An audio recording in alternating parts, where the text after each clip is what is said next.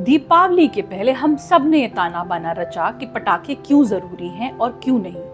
किसी ने कहा कि सिर्फ हमारे धर्म में ही नहीं, दुनिया के हर हिस्से में खुशियों के मौकों पर पटाखे जलाने की परंपरा है। और किसी ने ये तर्क दिया कि हमारे धर्म में भी इसका अपना एक धार्मिक और सांस्कृतिक महत्व है।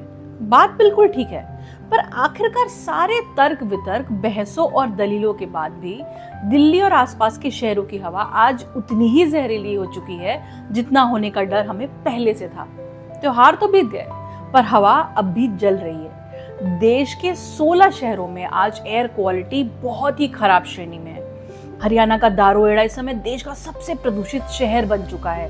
मतलब ये कोई एक शहर की नहीं, बल्कि पूरे उत्तर भारत की कहानी है।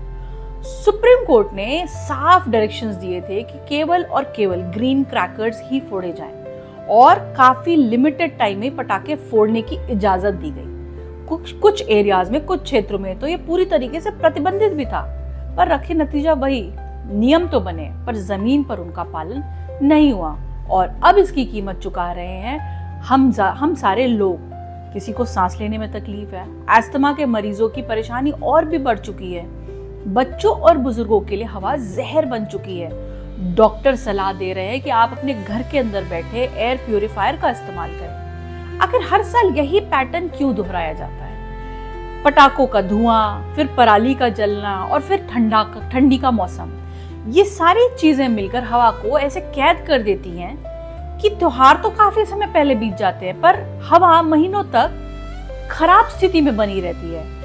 अब शायद वक्त है कि हम अपनी परंपराओं को थोड़ा जिम्मेदारी के साथ निभाएं, क्योंकि त्योहार तभी खूबसूरत लगते हैं जब रोशनी सिर्फ दियों से फैले, ना कि आसमान में धुएं से।